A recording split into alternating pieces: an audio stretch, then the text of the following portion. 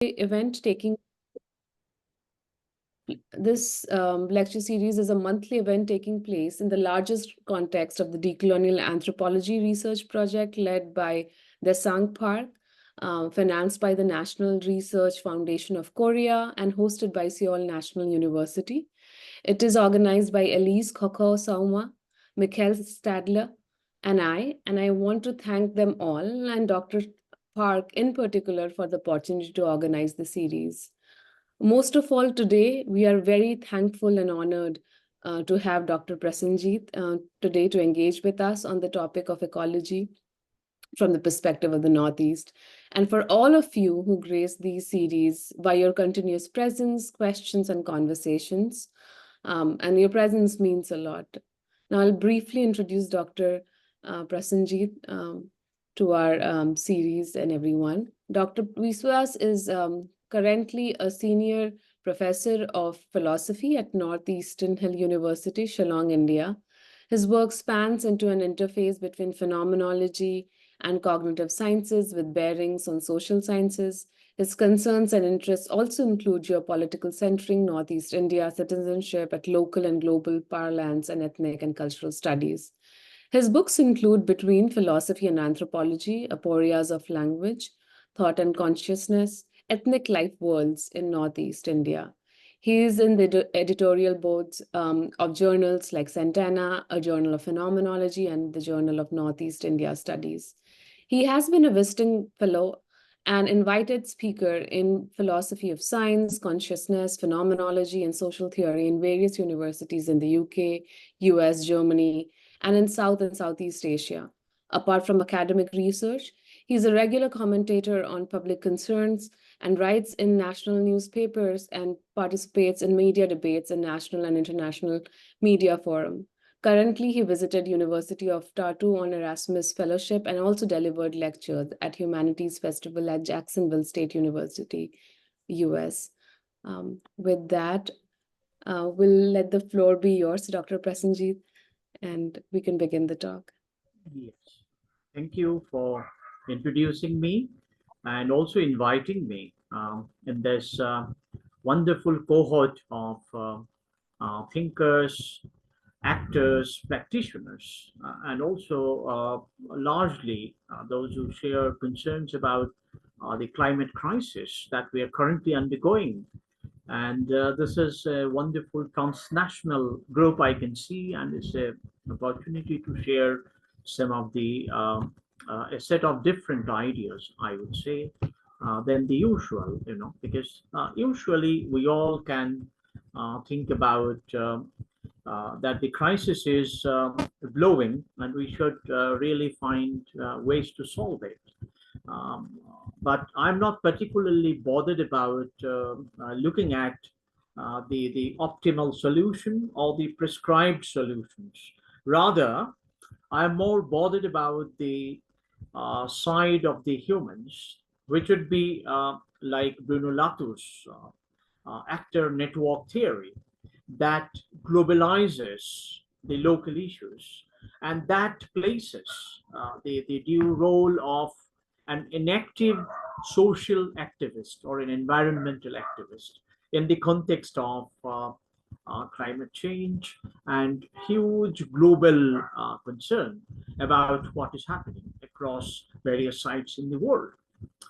So roughly I have titled my talk as Fantasy Constitution of Relation in Ecologies, And then I was thinking of a subtitle, which is largely about finding trans-individual ecologies, trans-individual ontologies, So I have titled it roughly as trans-individual ecologies. Now, before I get into the main argument, the first thing that I want to say is that the way we look at ecology is something knowledge-based. Probably too much of emphasis on an epistemological understanding of how ecosystems work do not really place us in a position to get the feel about how ecosystems are undergoing a certain kind of a crisis.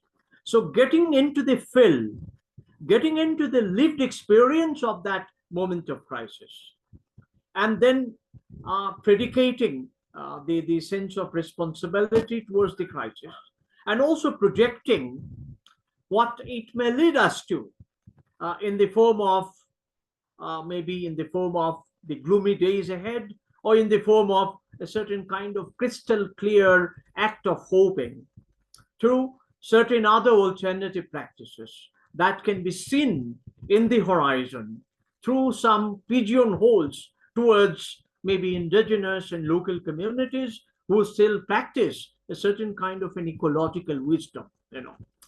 That's where I want to probably get directed at the ecological wisdom that is available in various parts of the world, in the local communities, and that brings me back to my home, the northeast of India, a sub-Himalayan or a sub-Himalayan terrain dominated by a huge number of flora and fauna, and considered as a biodiversity hotspot, though not very flourishing, but endangered kind of a biodiversity hotspot with a kind of an archaic, archaeological, paleontological, hydrological, morphological, structural, and then overall an experiential dimension that arise from this kind of an endangered landscape of sub-Himalayan terrain that calls for a new set of ethical and epistemological relations, all of which may probably arise from the kind of cultivated ecological wisdom that local communities in India's northeast are practicing at this moment. So suffices to say that I'm looking at this kind of an wisdom-based transindividual ecology or transindividual ontology, which pervades a different understanding of very existence itself. So how do we differently understand the very existence in terms of our relationality, which includes our being and the being of nature, or beings that are interrelated, or beings that are in relation or in relationality? Is there a relational being that we live together in that gives rise to the kind of local wisdom towards which we look forward to in a situation of grave ecosystemic crisis, or the endangered biodiversity and ecological inheritance that have been passed over to us at the present moment from the past, that requires a certain kind of an effort of redeeming itself into something that we call as that wisdom, which remains mysterious, inexpressible, though not indiscernible. So these are the kind of initial reflection that I have before I get into it. So I get into my second slide, in fact, where I want to give you my framework, which is, fantasy constitution of relations. If you can see my slide. Now, to start with, I was looking at a kind of a understanding of our relation to our environment in terms of a discursive activity. It's a kind of an activity of representation that leads to a certain act of codification, and it pervades a sense of obligation, moral, cultural, intellectual, ethical obligation that converts or transforms our inclination towards the external nature and turns us towards an introspective understanding of the external nature, making us internal, external, natural subjects. Natural subjects who are simultaneously co-belonging to the inner world and the outer world. And this sense of co-belonging to the inner and the outer is extendable to the sense of relationality between ourselves and the broader nature as such.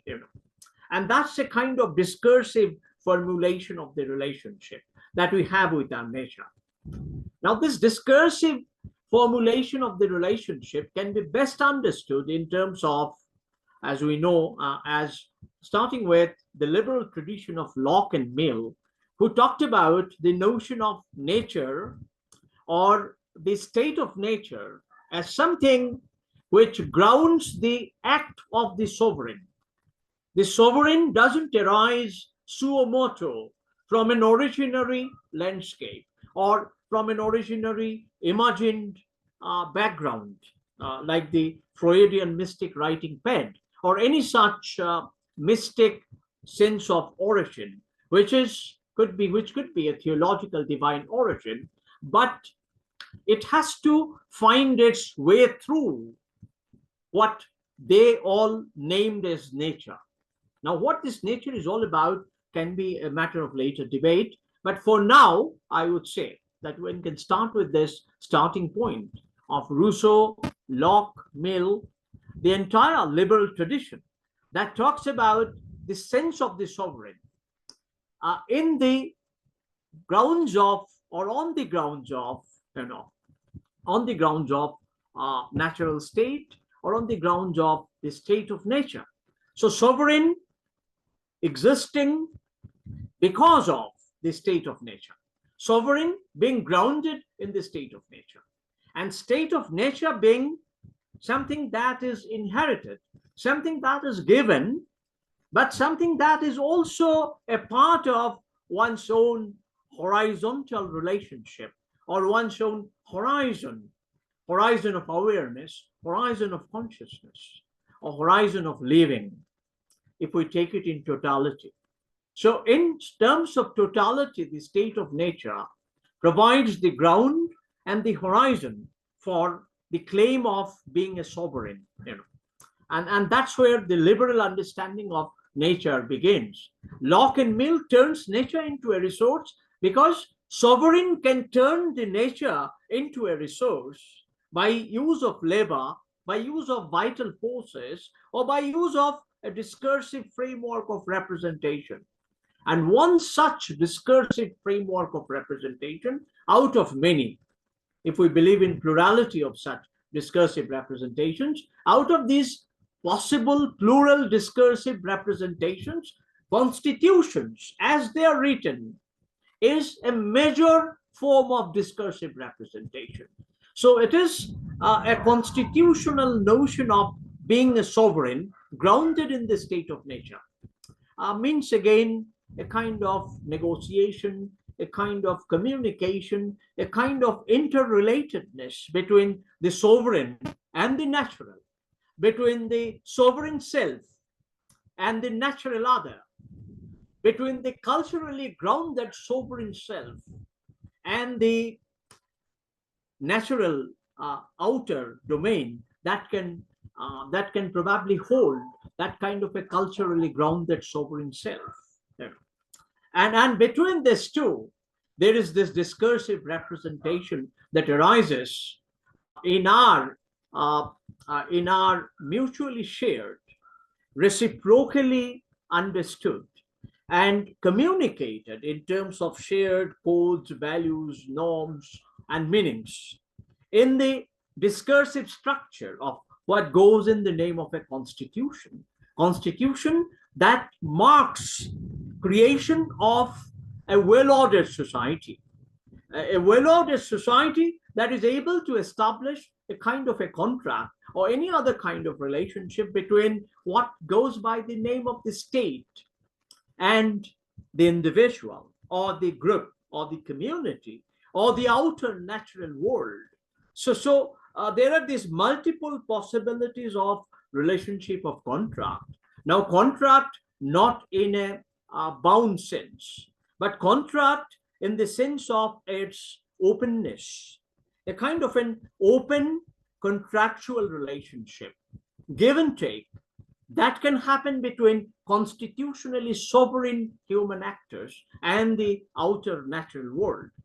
And that is again represented at a meta level, at a cognitive level, in terms of laws, rules, codes, statutes, ordinances, our capacity to legislate certain ways of behavior, certain ways of declaring something as morally right and something morally wrong, something politically correct and something politically not so correct. All these expressions find its discursive representation in the words, in the scripts, in the plots, in the thematic, in the textuality of the written or the spoken or the practiced constitution that have been arrived at the world over. Why I'm talking of constitution? Because constitution is the best possible artifact to negotiate this relationship between the human and the nature, between the state and the nature, between the state and the individual and the nature. So you can have a triangulated relationship. The constitution triangulates a relationship between the social world, between the natural world, and the represented world in the constitution. You have a triangulation. And in that triangulation, it is possible to have multiple perspectives from any point of that triangle or from any side of that triangle, which can have multiple actors and multiple factors placed together on any of the sides in an interconnected manner of triangulation. So constitution triangulates us to the nature, to the inner and the outer nature. It triangulates us to our inner feeling about climate crisis and the local wisdom as well that is available to us in order to redeem ourselves in a certain way. Without constitution, it would remain sufficiently arbitrary, sufficiently non-rational. I won't call it irrational, but non-rational, which is a kind of rational irrationalism or a kind of irrational rationalism where we bank on our instinctive understanding. We bank on our stimuli-object relationship, or we bank on what Friedrich Nietzsche would be calling a direct absorption or appropriation of the state of nature from outside to inside. But constitution helps us in not getting into that kind of a stimulated state that presents us as an individual before the nature, and that allows us only to have a kind of an individualized perspective. Constitution binds us to formally and informally to many ways of connecting ourselves to multiple number of individuals, multiple number of perceptions of nature, and multiple kinds of negotiations between all kinds of stakeholders, humans, non-humans, the political subjects, and those who are not part of the political process and yet to become political subjects as well. All of them together are held in that state of nature that liberal thinkers like Locke, Mill, Voltaire, Rousseau have conceptualized in their writing and named it as state of nature. So state of nature, verily, is not really nature itself, but it's a manifestation of inner nature of the human, and also inner nature of the human expressed in its relationality with all other more than human and non-human entities and beings that are available in the surrounding. And constitution makes it possible. But then this is a kind of a more positive idea, more positive, more fantastic idea of constitution. Now, Anand Vaidya, who is a thinker of alternative ecosystems, who radically questions the issues about environmental rights, considers that constitutions only give rise to fantastic relations. And these fantastic relations throw up certain fantasies like our capability to own the natural resources, or our claim that the entire community and the humanity can build a common future in terms of shared commons.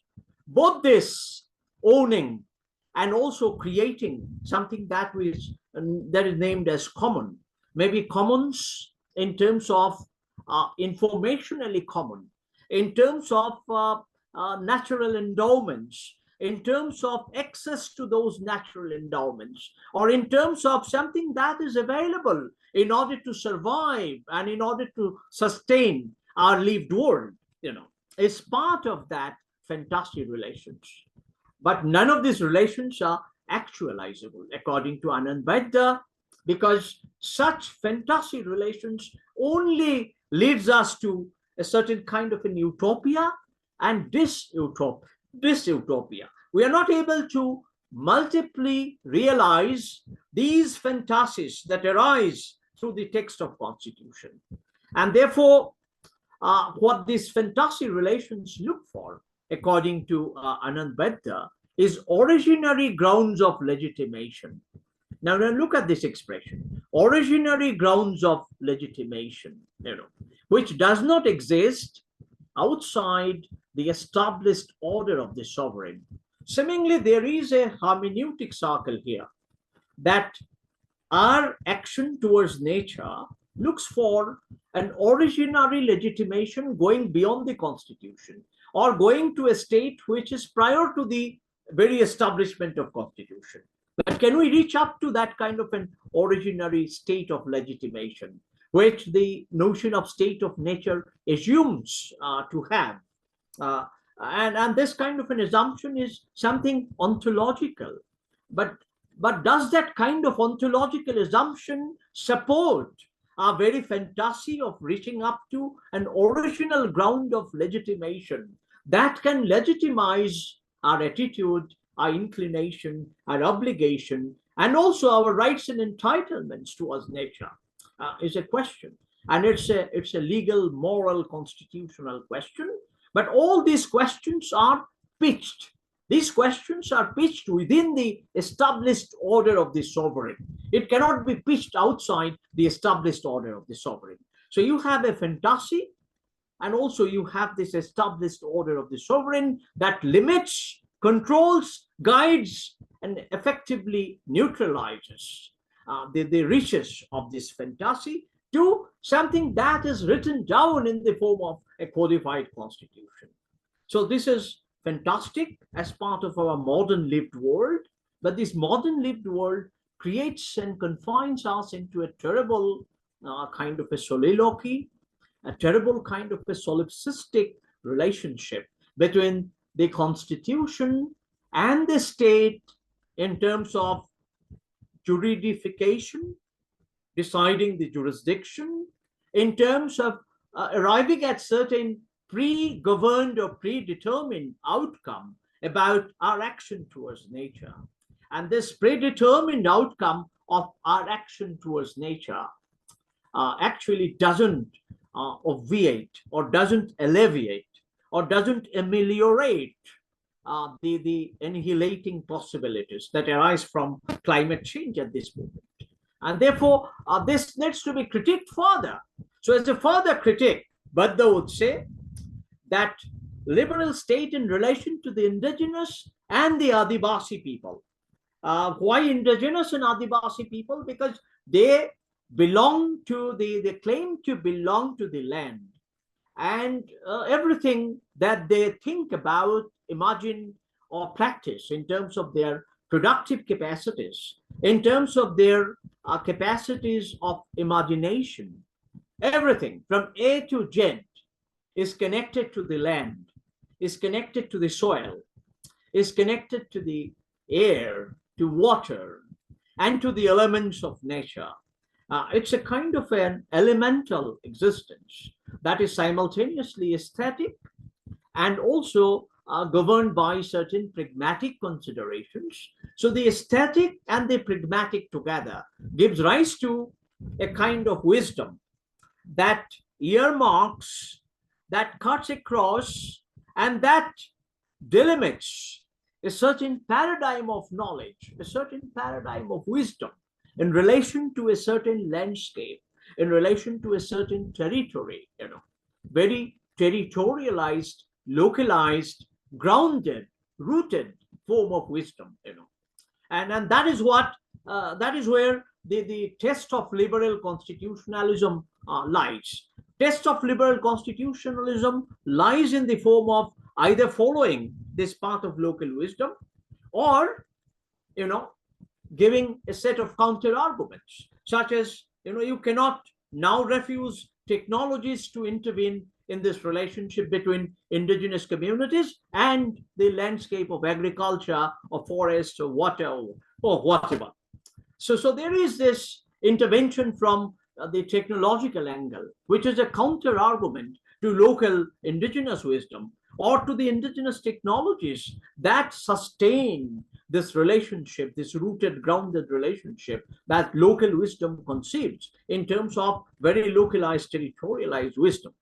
Okay, now Buddha says the pure fantasy of understanding this relationship in constitutional terms, in assigning certain rights and entitlements, is not necessarily followed up in a coherent manner.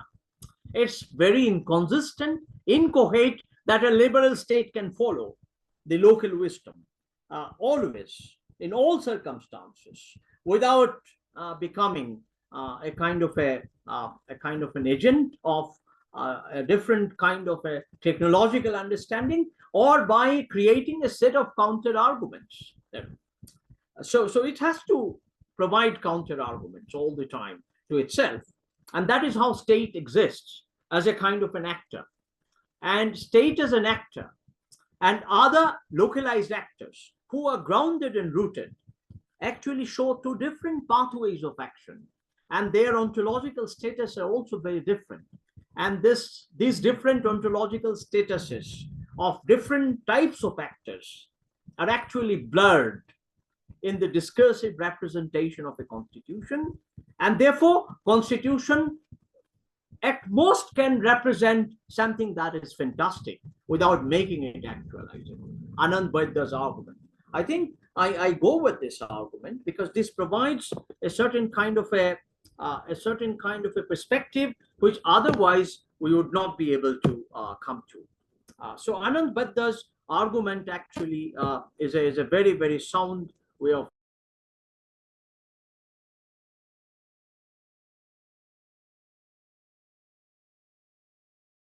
govern our relationship. That govern our relationship with our immediate natural surroundings or the distant natural surroundings, and that also sets in our relationship in terms of a certain sense of coloniality, as if we are colonized by nature, or alternatively, and in a truncated manner, we colonize the nature. So there is this kind of a colonial relationship between us and nature, between humans and nature, between humans and more than humans. The entire relationship is a kind of a colonial kind of relationship where you do not have a direct colonizer, but you have someone who extracts and someone who tries to replenish that domain of relationality. So you have extractors, you have replenishers, you have other kinds of participants in that kind of a colonial frame of relationship.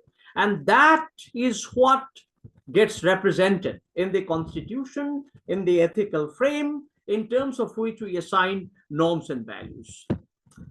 Now, we have to look for transindividual ontologies here.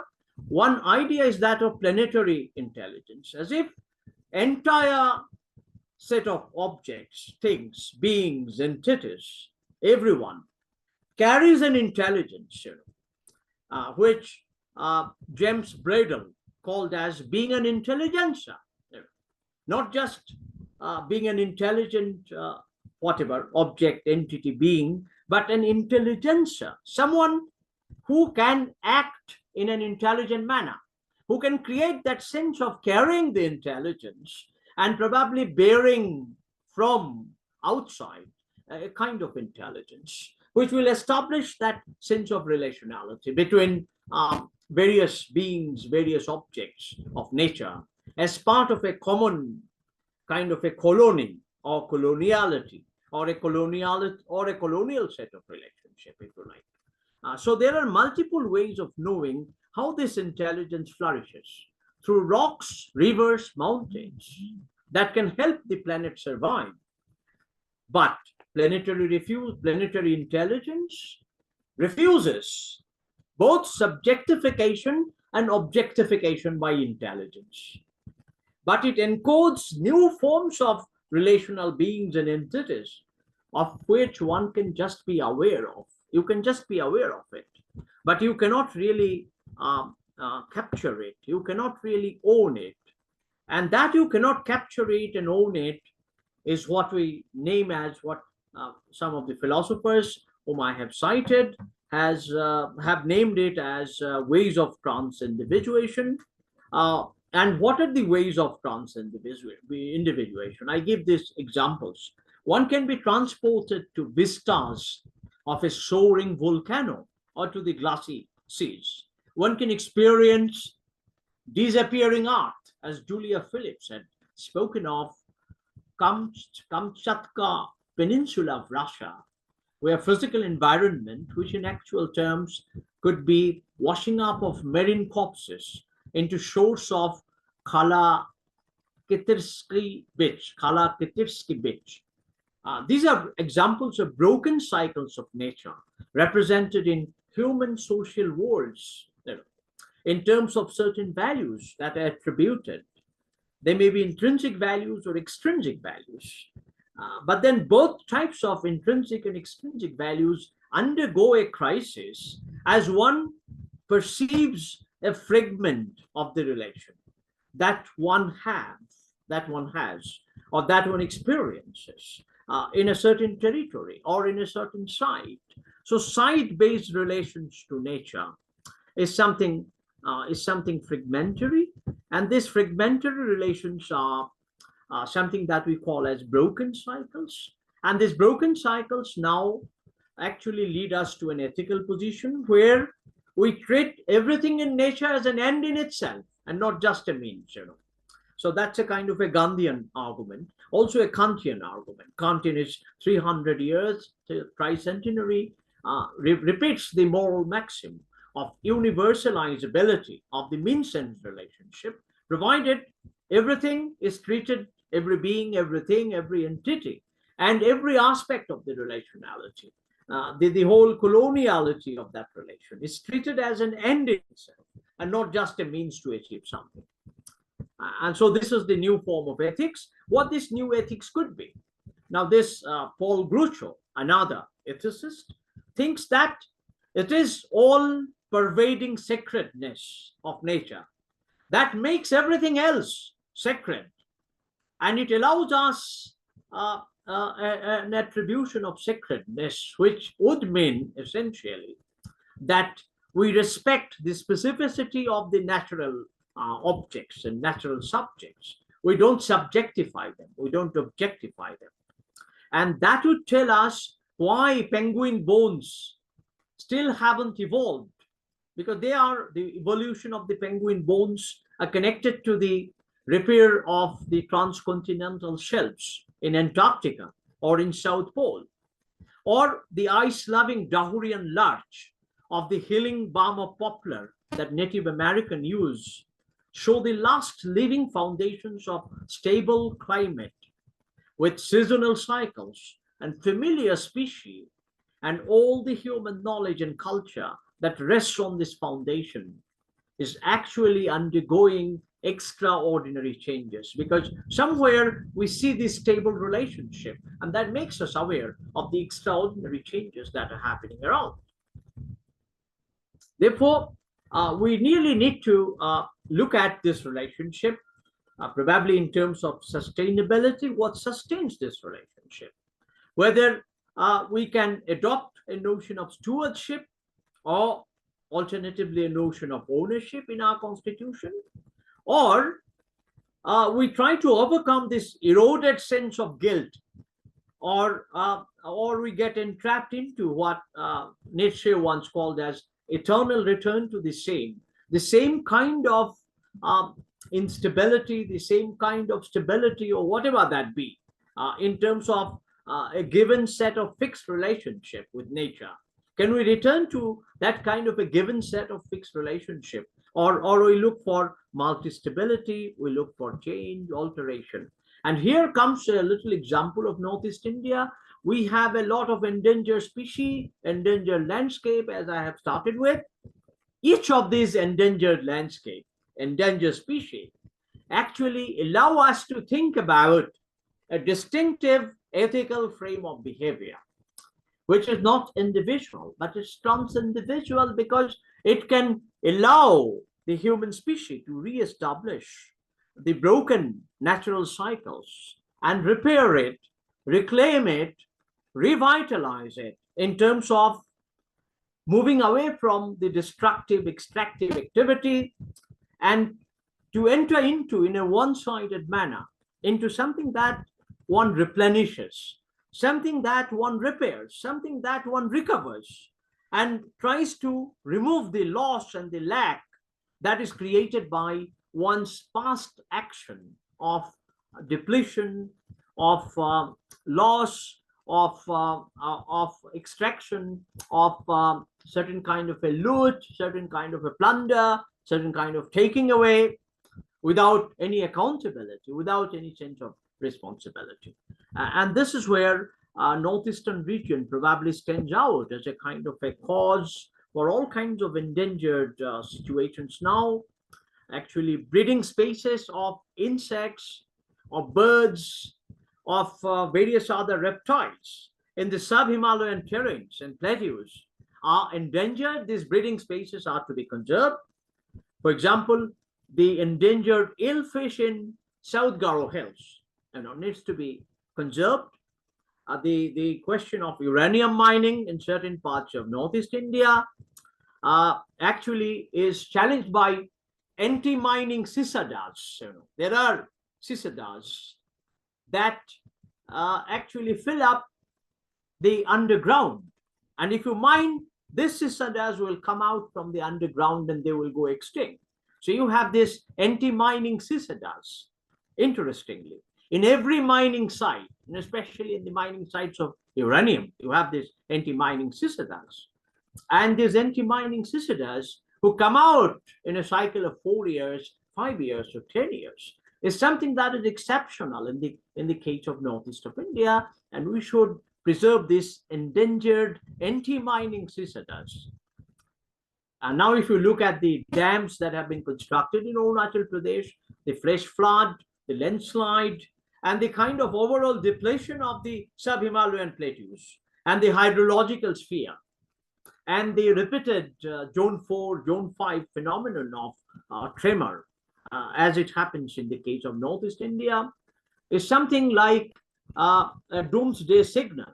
All the time, such signals are emitted from deep below the earth, and that really one needs to sensitize oneself to gather those signals and to correct one's own ways of thinking or one's own ways of being. So therefore, new ethical relationality needs to be re-established at this point of time, and this is how ways of trans-individual ontologies can be conceived of in relation to the site, and then conceiving of a better constitutional representation, not just in terms of rights and entitlements, but in terms of carrying on with a sustainable process of conserving local wisdoms and to reorient ourselves towards that local wisdom. And this is what all that I wanted to say. Had there been a little more time, I would have expanded on this. Probably we all can have a little more discussion and then expand. I can expand on some of these issues. Thank you again for bearing with the disruptions, especially, and listening to me. Thank you. Thank you very much for the talk. Wonderful. I think we can start a discussion now.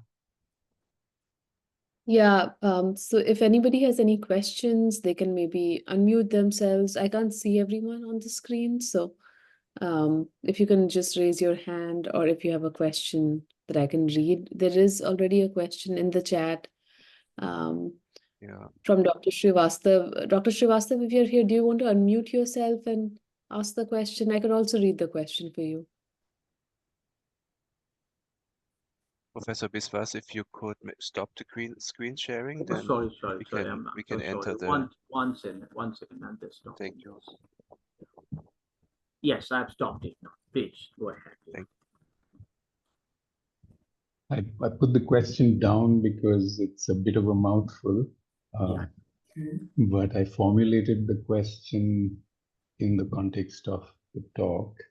I mean, roughly what I want to say is that I think, first of all, thank you, Professor Biswas, for an excellent talk, very, very stimulating, and I'm thinking about 10 different things. I'm just going to put down one question here.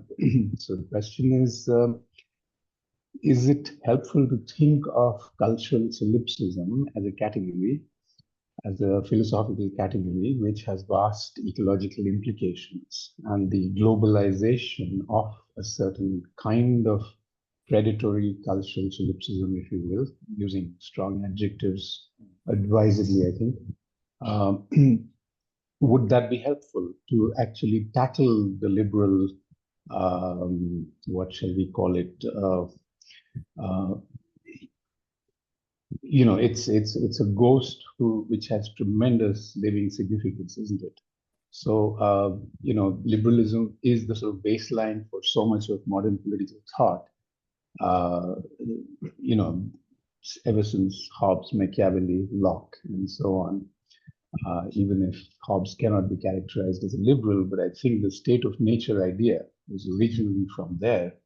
And, the nature of the state, which Hobbes then prescribes based on the idea of the state of nature, his idea of the state of nature is a sort of paranoid imagination at work.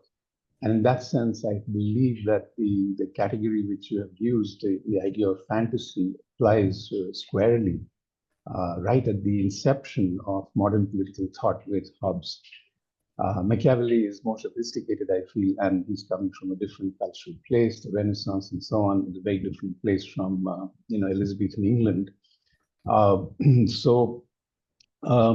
This is something which I have sort of thought about for the last 20 years or 25 years, but not really written or published anything on cultural solipsism. But I think it's time that we brought it into public view and discourse and, thrash out the idea. And if it can be used as a critical category towards the liberal baseline, then I think, especially when its ecological implications are drawn out in full, then I think it might have a lot of mileage. So I'd like to know what you think about that. Yeah, certainly. I mean, cultural solipsism is something in the form of holding oneself back, That's a kind of a holding in reserve, one's proposed action towards nature. It could be an action of reviving or even sustaining nature, or it could be an action of extracting or depleting nature, both ways, One has to hold oneself back. And that's the kind of cultural solipsism. Holding oneself back actually implies resetting the relation that we have with the inner and the outer nature, both kinds of nature, which is something that has evolved in us, of which we cannot get ourselves out of, the inner and the outer conflict, and that leads us to a kind of cultural solipsism. And the solipsism is expressed in terms of our very exclusive relationship, very exclusive cultural understanding of the surrounding nature, the cultural markers which are sort of engraved on various entities and beings of nature, the way we name it, the way we connect ourselves to emotionally in terms of our inherited tales, narratives, and also poetry, music, and some kind of emotive expressions that actually bind us to the inner and the outer nature, is this form of cultural solipsism that can find an expression in our creative act of producing a very different conception of how we are looking at nature. Let's say Australian Aborigines, they talk about their dream time. And the dream time actually takes them to the larger form of nature. Now we have gotten rid of the dream time. We have gotten rid of this possibility of a contemplative movement in which we not just reflect on the outer nature, but we deeply induce in ourselves a certain transcendental sense of our co-belonging with nature, which is going amiss completely at this point of time because of our socially disruptive technologies that all the time prompts us, makes us inclined to use technologies to produce a counter argument or to interfere in nature. So you can see cultural solipsism can be a way of recovering our not so healthy souls in its relationship to nature. And that recovery is absolutely needed as a very first step in resetting our relationship, ethical relationship with nature, which could be something very proximate, something very intimate, instead of all the time creating a kind of hermeneutic distance between the inner nature and the outer nature. This is how I'm thinking about a trans-individual ontology, Professor Biswas. There's only one slight difference of opinion I have, and maybe it's not a difference of opinion, just a semantic difference. Yes. Which is that, the Aborigine or the Adivasi who is able to live in dream time and is able to recover or sustain their soul rather through that, that relationship with nature I would not describe as solipsistic. On the contrary, it's the very opposite of that, which is that it restores relationality to its central place in the scheme of things. And that is to acknowledge what one might call one's cosmic responsibility to keep the universe habitable as against what we are doing now. The solipsist in an individual or a cultural sense is somebody who closes himself off from reality to the point where he starts arrogating to himself an exclusive access to reality. And everything else and everyone else is just a figment of the imagination of it's like the drivers on the roads of Delhi. They are the solipsists I have in mind, and not the Adivasi. Yeah, I mean, that's a kind of a conventional idea of solipsism. I'm departing from that. Anthropological or even sociological, socio-legal fixes in terms of which we can fix the problem. And once we are not able to fix the problem, what do? You reconceive your entire relationship with nature, you reconceptualize it and rearticulate it. And that requires a kind of cultural solipsism, not in terms of erogating, but in terms of reabsorbing something which we have missed out, without erogating. That will be the ethical kind of a role of an actor. So I would love one to enact that cultural solipsism and reconnect to the local wisdom. That will be the expression of cultural solipsism, which is not closed on to oneself, but is open to others as well. Yeah. So in other words, not a solipsism then. I mean, solipsism the moment it is open to others, then it ceases to be. It's solipsism of openness, not solipsism of closure. If it is entirely open, it goes back to the old constitutional fantasy, logically.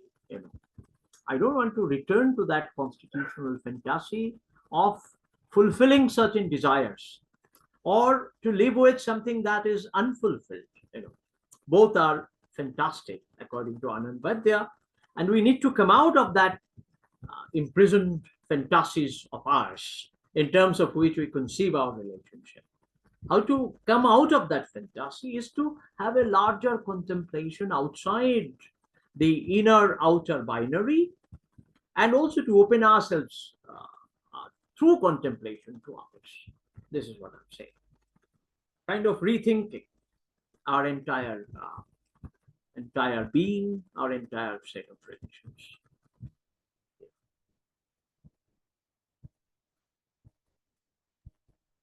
All right. Thank you for your answer, Dr. Prasenjit. And we'll take some more questions. We have around like 8 minutes, so I think we can include 1 or 2 more questions from the audience. So if you have any questions, again, please raise your hand, or you can also type it in the inbox.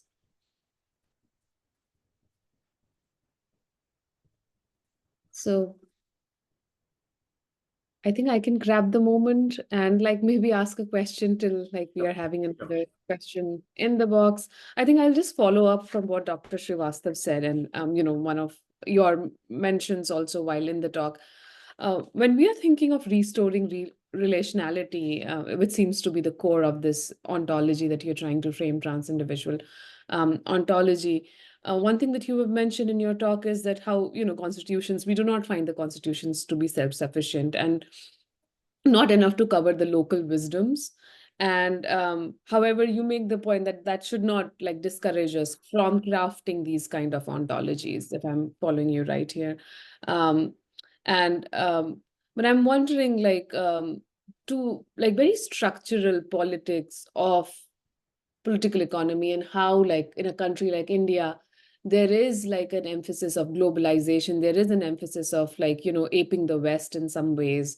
And it's fast and so I'm just thinking about the structural ways in which like politics happens and like the structures of capitalism that shape our sort of relationality, even though if we are aware of the local wisdoms, we are sort of like implicated in a structure of like a consciousness of time that is so different from how we would like otherwise to connect to our nature. So I'm just wondering, I absolutely love your talk. So I'm just thinking how to sort of like bring that into a more like praxis oriented sort of like approach, and not from a philosophically like abstract point, but how do we really make this happen, if that question makes sense? Like how Yes. do we actually like ethically redesign our relationships, because we are we are as subjects, we're implicated in this world with very heavy processes of capitalism and its understanding of time also that rules our lives. Yeah. Yes, I mean, what should be our strategy to give back to the nature? Strategy to replenish the nature, a kind of reclamation process, that needs to be initiated. But the very thinking about reclamation is often interrupted by disruptive processes, because no one takes reclamation, replenishment to its logical conclusion. It's left halfway.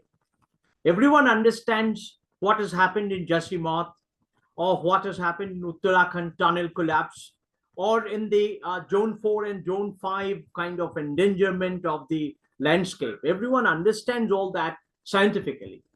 But in preserving the ecosystems, which are entirely fragile, by maintaining the rain cycle, for really living a zero waste humanity, or for strengthening the ethical foundations of circular economy, or to really adopt and mitigate the kind of disaster risks that are around.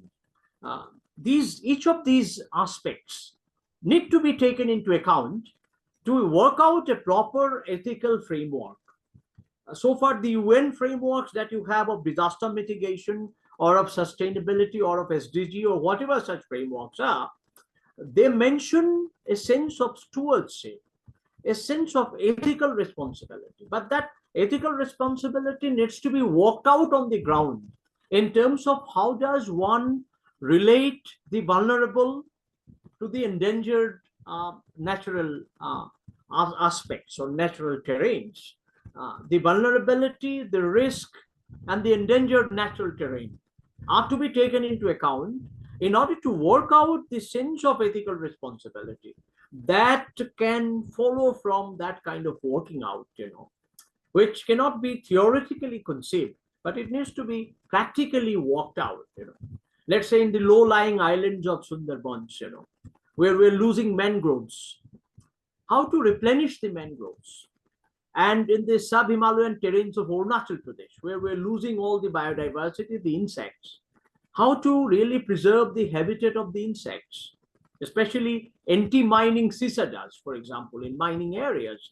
How do we preserve their nests and their habitats, which will define our ethical responsibility towards the cicadas, as in Meghalaya or in Margarita area of Assam. So these sites which are endangered, and you now need to work out how do you apply your sense of ethical responsibility and stewardship towards those sites. And that is how you can look at it. but that will require contemplation. It cannot be worked out just like a policy position or a position paper that most often is written by some of the funded agencies. But it requires a contemplative understanding of the very process of endangerment. And one has to put oneself in the shoes of that endangerment and cultivate a certain kind of a compassion and empathy towards nature and become part and parcel of it. Process of becoming has to be initiated. That's the higher ethical dimension of this way of working out the ethical responsibility. Thank you, Dr. Biswas. Yeah. Can I just ask a follow-up question? My question was very close to Peter's question. So just a small follow-up. Sure. How, are we then staying within the constitution process politically, or do we need to abolish the fantasy constitution or the constitution structurally? And if we stay, how do you integrate or how do you convince them politics that are putting in place such constitutional system to contemplate higher ethics? We know that's the major problem. And in philosophically also, how could we guarantee or how could we make sure that we are, even if the constitution paradigm is changing, that we are not entering another fantasy constitution? I don't know, epistemologically or ethically, how can we safeguard ourselves from another religion? Yes, as you know very well, ethnographically and anthropologically, we could talk about spirits in nature, spirits that actually sustain our bonds with nature, whatever be that bond. And whether these spirits are accepted, recognized, like in, let's say, Aotoria region of the Maori landscape. Aotoria River has been given this status of being a person, a lively person. Are we able to grant that kind of a status to, let's say, the river Ganges, or to the river Rhine, or to Seine, or any other river? I know. This is like protecting the endangered habitat of the microorganisms that are continuing a kind of an evolutionary process, even now. And they are part and parcel of our biotic system. The biotic system needs to be saved from depletion.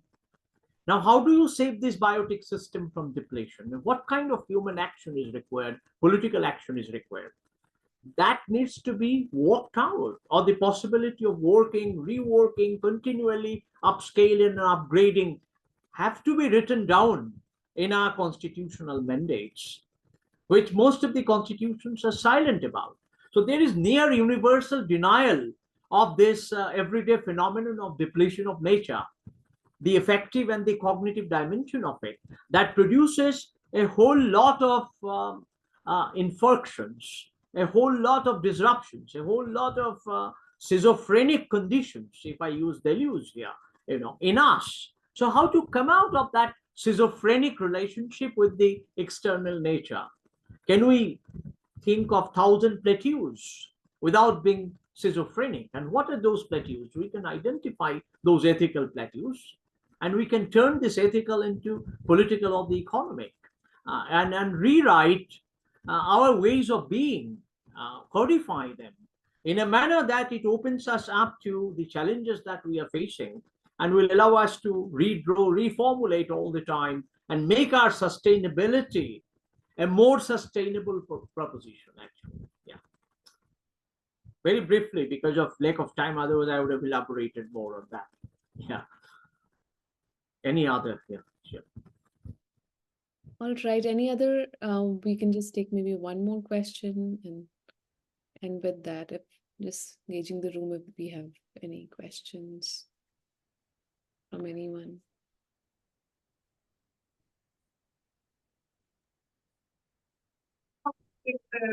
Sorry.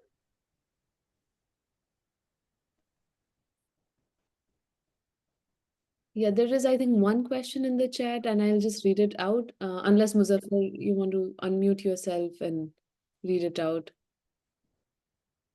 All right, then I'll just go ahead and read it.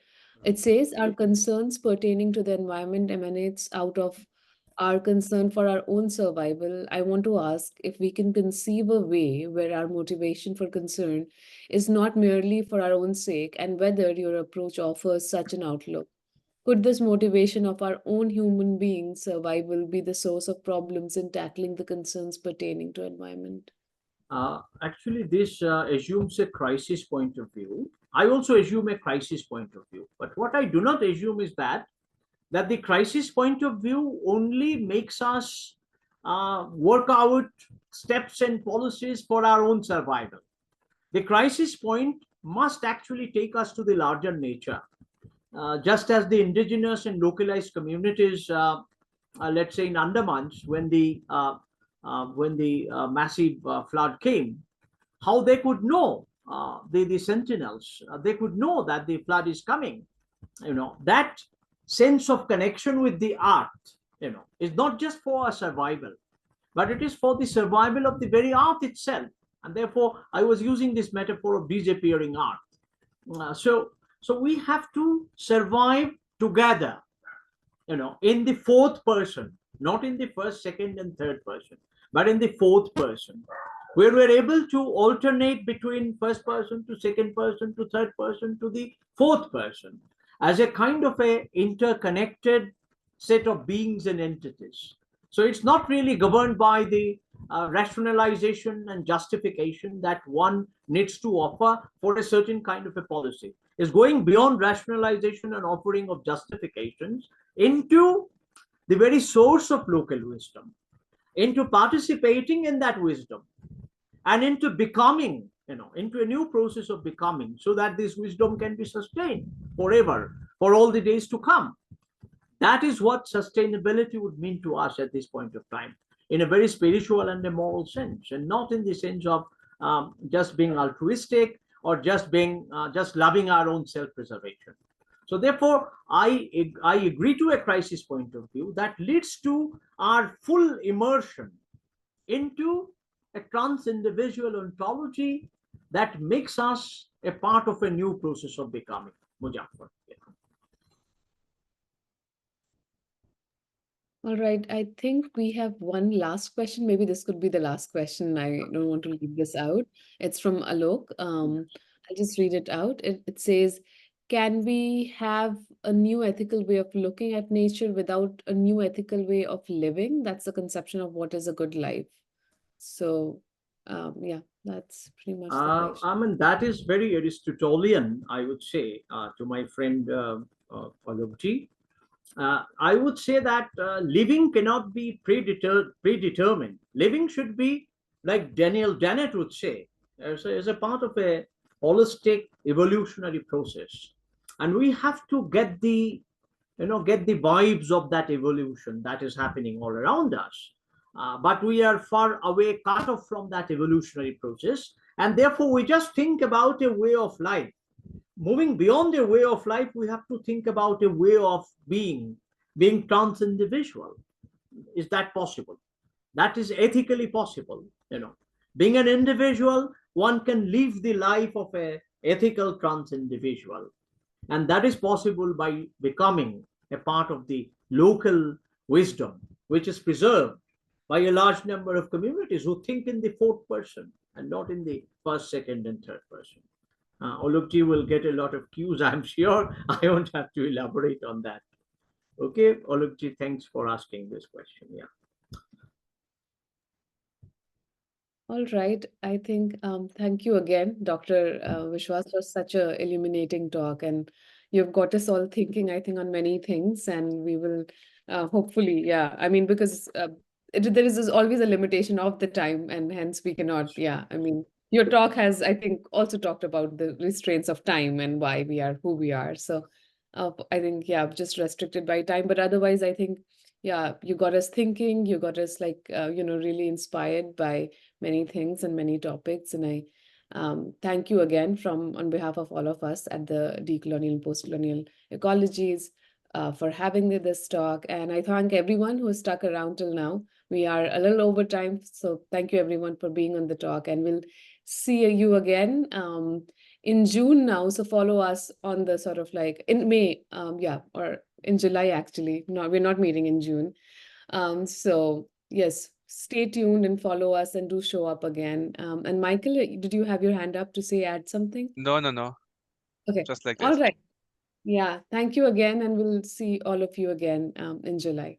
Thank you so much, Professor Biswas. Thank you, Thanks everyone to who all came. three of you, Elise, Michael, and Pooja, for inviting me. Thanks to Thank all you. the participants and all my friends who were here. Many of them couldn't speak. Thank you all for patient listening. Have a very Thank pleasant you. evening. Bye bye. Thank you. Same. You too. You too. Bye.